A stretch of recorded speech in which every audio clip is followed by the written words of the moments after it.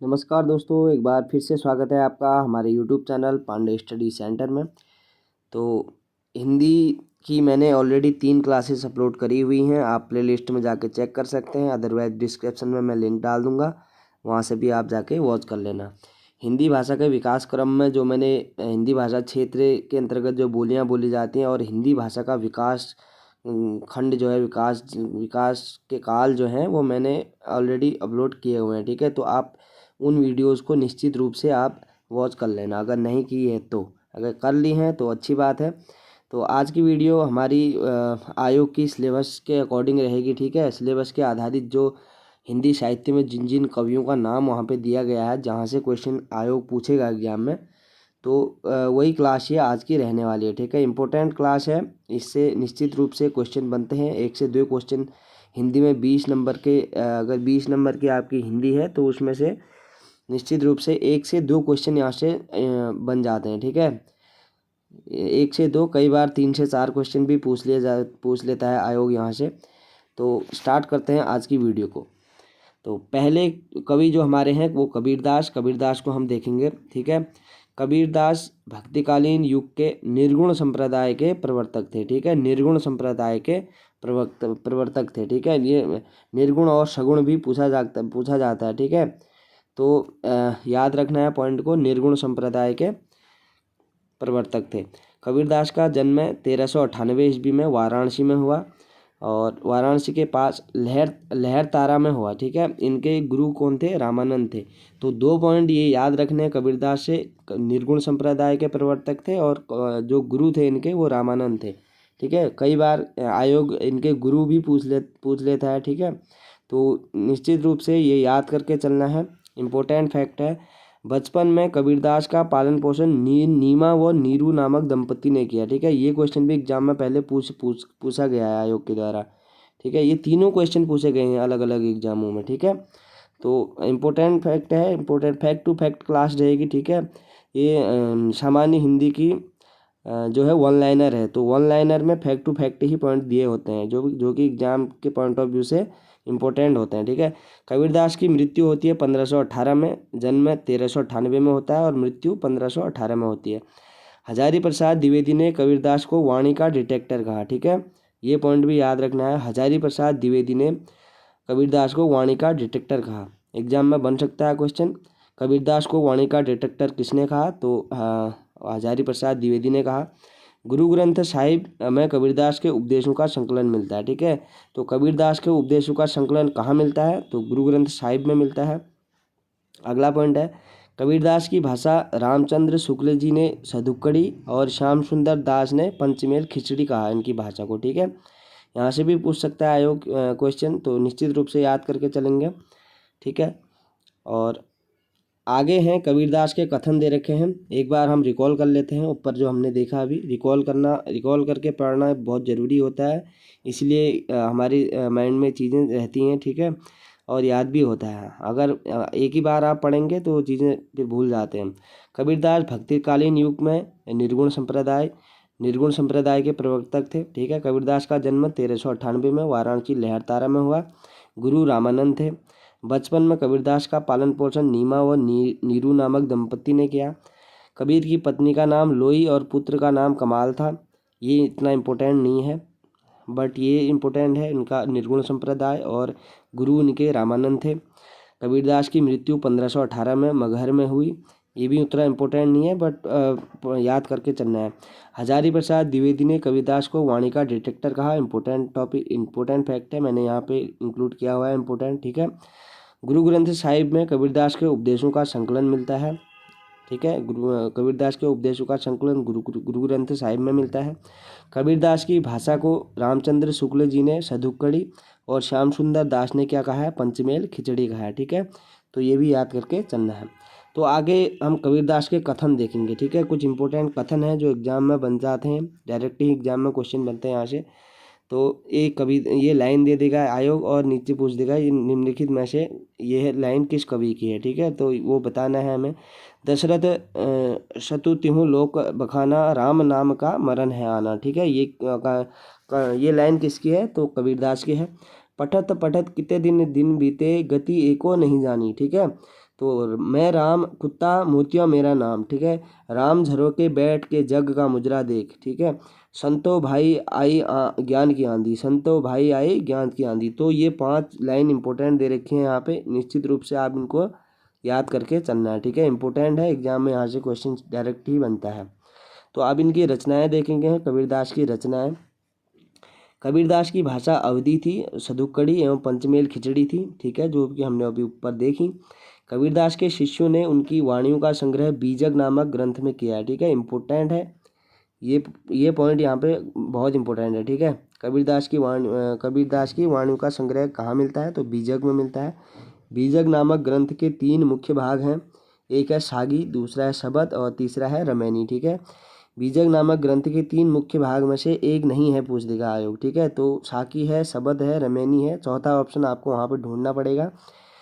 तो next question है, next point है हमारा, कबीर की शिक्षाओं व सिद्धांतों का निरूपण साखी में हुआ है, जबकि रमैनी चौपाई छंद में लिखी गई है, जिसमें दार्शनिक विचारों का निरूपण किया गया है, किसमें, रमैनी चौपाई छंद में। तो शबद की रचना गेय पद में हुई है, जिसमें प्रेम अतरंग साधना को अभिव्यक्त किया गया है, ठीक है। तो ये निश्चित रूप से ये 3 पॉइंट जो यहाँ पे दिए हैं साकी शबद रमैनी से संबंधित है, तो वो भी आप अच्छे से देख लेना, एक बार वीडियो पॉज करके दोबारा वॉच कर लेना, ठीक है। उसके बाद हमने कबीरदास से हमने यहाँ पे देख लिए हैं, कबीरदास के मुख्य रूप से ये कथन आप इम्पोर्टेंट है, इनको याद करके चलना है एग्जाम हॉल में, ठीक है। यहाँ से डायरेक्ट क्वेश्चन बनते हैं। ये यहाँ से डायरेक्ट ये लाइन उठाएगा आयोग और पूछेगा यह लाइन किसकी है, किस कवि की है, तो यहाँ पे बताना है आपको, ठीक है। दूसरे जो हमारे कवि हैं वो हैं गोस्वामी तुलसीदास, बहुत इंपॉर्टेंट कवि हैं, यहाँ से क्वेश्चन बनते हैं। तुलसीदास का जन्म 1532 ईस्वी में उत्तर प्रदेश के बांदा जिले के राजापुर गांव में हुआ, लेकिन कुछ विद्वान उनका जन्म एटा जिले में मानते हैं, ठीक है, ये देख लिया। तुलसीदास के पिता का नाम आत्माराम दुबे व माता का नाम हुलसी देवी था। तुलसीदास का उपनाम राम बोला था और अन्य उपनाम हिंदी का जातीय कवि, कवि शिरोमणि, मानस का हंस और लोकनायक, ठीक है। इतने नामों से इनको जाना जाता है, इंपॉर्टेंट है, याद करके चलना है, ठीक है। एग्जाम में डायरेक्ट क्वेश्चन बनेगा, तुलसीदास को किस अन्य नाम से जाना जाता है, तो वहाँ पे हिंदी का जातीय कवि भी दे सकता है, वो कवि शिरोमणि भी दे सकता है, मानस का हंस भी दे सकता है और लोकनायक भी दे सकता है, ठीक है। तो याद करके चलनी है चीज़ों को। तुलसीदास के गुरु का नाम क्या था, तो नरहरि दास था, ठीक है। गुरु का नाम याद रखना है, यहाँ से एग्जाम में बनता है क्वेश्चन। तो तुलसीदास के गुरु का नाम था नरहरि दास। तुलसीदास की मृत्यु 1623 में हुई, जन्म 1532 में हुआ, मृत्यु 1623 में हुई, काशी में हुई। ये अकबर के समकालीन थे, ठीक है। तुलसीदास किसके समकालीन थे पूछेगा, तो अकबर के समकालीन थे। तुलसीदास की रचनाओं में ब्रज भाषा अवधी दोनों भाषा का प्रयोग हुआ है, ठीक है, तुलसीदास की भाषा। और तुलसीदास ने रामचरितमानस की रचना करी है, इम्पोर्टेंट है, 1574 ईस्वी में।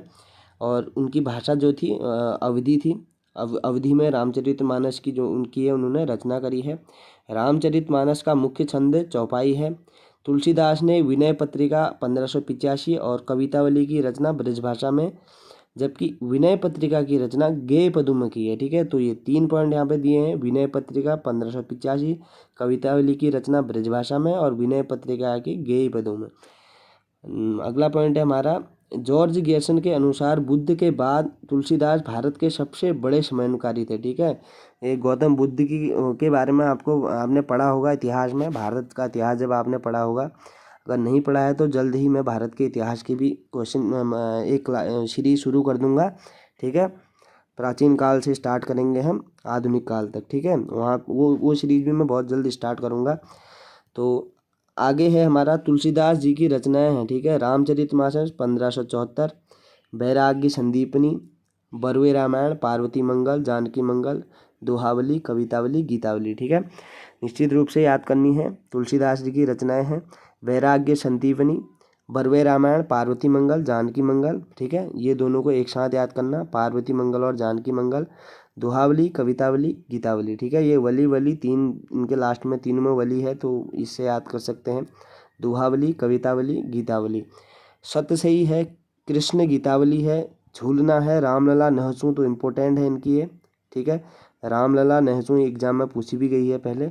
तो रामाज्ञा प्रश्नावली है, ज्योतिष ग्रंथ भी इनकी रचना है। ठीक है, तो इनकी रचनाओं से क्वेश्चन बनते हैं, तुलसीदास जी की इंपॉर्टेंट रचनाएं हैं, तो याद करके चलना है।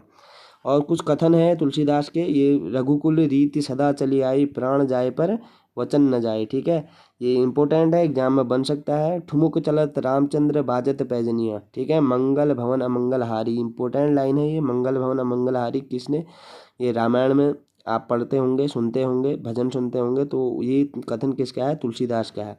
मेरी जात न पात न चाहूँ काहूँ की जात पात। ठीक है, ये कहानी, ये भी लाइन जो है वो तुलसीदास की है। ठीक है, कथन तुलसीदास का है। उसके बाद आगे हम देखेंगे सूरदास को। ठीक है, उसके हमने कबीरदास देख लिए। ठीक है, तुलसीदास देखे, कबीरदास देखे, अब हम देखेंगे सूरदास। सूरदास भगवान श्री कृष्ण के अनन्य उपासक थे। ठीक है, एक उसमें देख रहा था मैं, जब ये उत्तराखंड पुलिस का शायद पेपर हुआ था, उत्तराखंड पुलिस कांस्टेबल का पेपर था, उसमें ही ये क्वेश्चन पूछा गया था कि तुलसीदास किसके उपासक थे, तो वहाँ पे श्री कृष्ण ऑप्शन में था। ठीक है, तो वहाँ पे ये क्वेश्चन बना हुआ था, कितना सरल क्वेश्चन बना हुआ था, आप देख सकते हैं। फैक्ट टू फैक्ट बुक है, इन बुक से अगर आप इनके टॉपिक वाइज अगर आपको याद रहती हैं चीज़ें, तो ये एग्ज़ाम हॉल में आपके ये क्लास, ये सीरीज़ मेरी आपकी बहुत बेहद फ़ायदेमंद रहेगी। ठीक है, अगर आपने अच्छे से पढ़ेंगे, रिवाइज करेंगे और एक बार नोट्स बना के चलेंगे तो। सूरदास के बारे में कहा जाता है कि वे जन्मांध थे, मतलब जन्म से अंधे थे, किंतु उनकी काव्य में कृष्ण की बाल्य लीलाओं के वर्णन व प्रकृति से ऐसा प्रतीत नहीं होता है। ठीक है, ऐसा प्रतीत नहीं होता है कि यह जन्म से अंधे थे। इनका जन्म 1478 से 1583 ईस्वी माना जाता है। 1478 से जन्म और 1583 में मृत्यु। सूरदास का जन्म स्थान आगरा को माना जाता है। इनका जन्म सारस्वत में हुआ। ठीक है, इनका जन्म सारस्वत में हुआ, ब्राह्मण परिवार में हुआ। वो इनकी भाषा क्या थी, ब्रज भाषा थी। तुलसीदास की सूरदास की भाषा क्या है, ब्रज भाषा थी। ज़्यादातर इन्होंने ब्रज भाषा में अपने जो भी रचनाएं हैं वो लिखी हैं। सूरदास मथुरा वृंदावन के बीच गऊ घाट में रहते थे। ठीक है, गऊ घाट में रहते थे। सूरदास पुष्टि मार्ग संप्रदाय के अष्टछाप कवियों में से एक हैं। ठीक है, पुष्टि मार्ग संप्रदाय के अष्टछाप कवियों में से एक थे। सूरदास वल्लभाचार्य के शिष्य थे। ठीक है, सूरदास किसके शिष्य थे, तो वल्लभाचार्य के शिष्य थे। सूरदास हिंदी साहित्य के अष्टछाप कवियों में से एक थे और सूरदास को अष्टछाप का जहाज कहा जाता है। एग्जाम में क्वेश्चन बनेगा, निम्नलिखित में से किसको अष्टछाप का जहाज कहा जाता है, तो सूरदास को कहा जाता है। सूरदास वात्सल्य रस के सम्राट माने जाते हैं। ठीक है, वात्सल्य रस के क्या माने जाते हैं, सम्राट माने जाते हैं। सूरसागर सूरदास की प्रसिद्ध रचना है। ठीक है, सूरसागर कई बार एग्जाम में सूरसागर पूछी जा चुकी है। ठीक है, तो सूरसागर सूरदास की प्रसिद्ध रचना है, जिसमें भगवान श्री कृष्ण के बाल जीवन का वर्णन है। ठीक है, एग्जाम में ऐसे घुमा के भी क्वेश्चन बन सकता है कि सूरदास की वह कौन सी रचना है जिसमें भगवान श्री कृष्ण के बाल जीवन का वर्णन है, तो वो है सूरसागर। सूरसागर को राग सागर भी कहा जाता है। ठीक है, इसका अन्य नाम राग सागर है। तो सूरसागर को लेकर राग सागर से भी अगर क्वेश्चन बनता है तो सूरसागर का ही अन्य नाम राग सागर है। और श्याम सुंदर दास ने सूरदास को खंजन नयन कहा है, खंजन नयन। ठीक है, सूरदास को खंजन नयन किसने कहा है, तो श्याम सुंदर दास ने कहा है।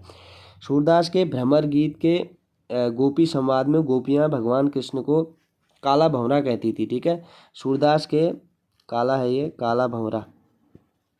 सूरदास के भ्रमर गीत के गोपी संवाद में गोपियाँ भगवान श्री कृष्ण को काला भंवरा कहती थी। सूरदास की प्रमुख रचना है साहित्य लहरी, सूरसरावली, नल दमयंती, व्याहलो, नागलीला, गोवर्धन लीला, सूर पच्चीसी और भ्रमर गीत। ठीक है, नल दमयंती, व्याहलो, नागलीला, गोवर्धन लीला, सूर पच्चीसी और भ्रमर गीत, तो इनकी रचनाओं से क्वेश्चन बनते हैं, तो निश्चित रूप से याद करके चलेंगे। आगे है सूरदास के कथन। ठीक है, कथनों से बनते हैं। चरण कमल बंदो हरिराई, किसका है, सूरदास के कथन है। निश दिन बरसत नैन हमारे, मैया कबहीं बढ़ेगी चोटी, मैया री मोही माखन खावे। ठीक है, आप इनको कैसे याद रखते हैं, क्योंकि सूरदास क्या थे, सूरदास थे भगवान कृष्ण के अनन्य प्रवर्तक। ठीक है, अनन्य उपासक थे सूरदास। तो आप इनमें देख सकते हैं निशिदिन बरसत नैन हमारे, इससे आप याद कर सकते हैं इसको। चरण कमल बंदो हरिराई, ठीक है, ये अलग याद कर लेना। और मैया कबहीं बढ़ेगी चोटी, ठीक है। अगर सूरदास कृष्ण भक्ति से संबंधित है तो मैया कबहीं बढ़ेगी चोटी, मैया री मोही माखन भावे, मेरो मन अनंत कहाँ सुख पावे, ठीक है। ये पावे और भावे से इनको रिलेट करके चलना है आपको। मैया री मोही माखन भावे, मेरो मन अनंत कहाँ सुख पावे, मैया कबहीं बढ़ेगी चोटी, निशिदिन बरसत नैन हमारे, चरण कमल बंदो हरिराई, ठीक है। ये है सूरदास के कथन। अगली है हमारी कृष्ण भक्ति मीराबाई। कृष्ण भक्ति मीराबाई से ज़्यादा क्वेश्चन नहीं बनेंगे, अगर बनेंगे तो यहीं से बनेंगे जो यहाँ पे दिया गया है, ठीक है, इससे बाहर नहीं बनेगा। मीराबाई का जन्म 1503 ईस्वी में जोधपुर में हुआ। मीराबाई का जन्म मेड़ता के राठौर रतन सिंह के यहाँ हुआ था। मीराबाई का विवाह मेवाड़ के सिसोदिया परिवार में हुआ। मीराबाई के पति भोजराज उदयपुर के महाराणा सांगा के पुत्र थे। जो चित्तौड़ में मीराबाई का मंदिर भी है, ठीक है। मीराबाई संत रैदास की शिष्या थी। एग्जाम में एक बार क्वेश्चन बना हुआ है, पहले आप चेक कर लेना, ठीक है। कृष्ण भक्ति मीराबाई के मीराबाई किसकी शिष्या थी, तो संत रैदास की शिष्या थी। मीराबाई हिंदी की पहली कवित्री हैं, ठीक है, ये इंपॉर्टेंट फैक्ट है। मीराबाई निम्नलिखित में से हिंदी की प्रथम कवित्री हैं, अगर पूछेगा आयोग एग्जाम में तो मीराबाई हैं। इनकी रचनाएं राग गोविंद, गीत गोविंद की टीका, राग गोविंद, गीत गोविंद की टीका, नरसिंह जी का मायरा और राग सोरठा है, ठीक है। राग गोविंद, गीत गोविंद की टीका, नरसिंह जी का मायरा और राग सोरठा आदि हैं, ठीक है। तो आज की वीडियो में इतना ही है, ठीक है। मैंने आज की वीडियो में आपको कबीरदास के बारे में बताया, तो गोस्वामी तुलसीदास के बारे में हमने पढ़ा, ठीक है। उसके बाद हमने सूरदास के बारे में पढ़ा और कृष्ण भक्त मीराबाई के बारे में पढ़ा। आगे हम पढ़ेंगे, चलो आज रसखान जी के बारे में भी मैं बता देता हूँ इसी वीडियो में, ठीक है। रसखान कृष्ण भक्त मुस्लिम कवि थे, ठीक है। रसखान क्या थे, कृष्ण भक्त मुस्लिम कवि थे। 1548 ईस्वी में इनका जन्म हुआ। ये अकबरकालीन थे। इन्होंने गोस्वामी विट्ठलनाथ से दीक्षा ली और ब्रजभूमि में जा बसे। इनका मूल नाम सैयद इब्राहिम रसखान था, ठीक है। ये इंपॉर्टेंट है, यहाँ से अगर रसखान से क्वेश्चन बनता है तो आप इनको जरूर से याद करके चलना। इनकी रचना प्रेम वाटिका 1614 और दान लीला और अष्टयाम है। तीन रचनाएं दी हैं, तीन ही इंपॉर्टेंट है, इससे ज़्यादा आयोग नहीं पूछेगा, ठीक है। ज़्यादा डिटेल में नहीं जाएगा। इंटर लेवल का अगर आपका पेपर रहता है तो उस लेवल से आप तैयारी करें। अगर अदरवाइज आपका ग्रेजुएशन लेवल का पेपर है तो आप डिटेल में जा सकते हैं और भी, ठीक है। कोई भी बुक से आप पढ़ सकते हैं। तो ये वन लाइनर की वीडियो डालने का मेरा एक ही मोटिव है कि आपको रिवीजन हो जाए, ठीक है। रिवीजन के लिए एक बेस्ट बुक मानी जाती है वन लाइनर। आप किसी भी वन लाइनर को उठा के देख लो, सामान्य हिंदी उत्तराखंड की वन लाइनर भी है, तो आप इस चीज़ से फैक्ट टू फैक्ट पढ़ सकते हैं। तो आज की वीडियो में हमने 4 से 5 कवियों के बारे में देखा। आप एक बार और देख लेना, वीडियो को 2 बार वॉच कर लेना, अच्छे से दिमाग में बैठ जाएंगी चीज़ें। और रिवीजन कर लेना बुक से, अगर आपके पास बुक है, इसमें हिंदी की कोई भी बुक है तो वहाँ पे हिंदी साहित्य के जो चैप्टर है वहाँ पे अच्छे से सभी कवियों के बारे में दिया होगा, तो आप वहाँ से जाके पढ़ लेना ज़रूर से, ठीक है। तो आज की वीडियो में इतना ही था। Thank you so much. और अगली वीडियो में मैं और कवियों के बारे में वीडियो लेके आऊँगा, ठीक है। ये जो आयोग ने जो सिलेबस दे दिया हुआ है ना, ठीक है, जो आयोग ने सिलेबस दिया हुआ है उस सिलेबस में उन्होंने जितने भी गद्य और पद्य से अपने साहित्यकार का नाम वहाँ पे दिया है, तो उनके सबके बारे में हम पढ़ेंगे, ठीक है, नेक्स्ट वीडियोज़ में। तो बने रहिए चैनल के साथ। अगर वीडियो अच्छी लगी आपको तो वीडियो को लाइक, चैनल को सब्सक्राइब करके ज़रूर जाना दोस्तों। Thank you so much.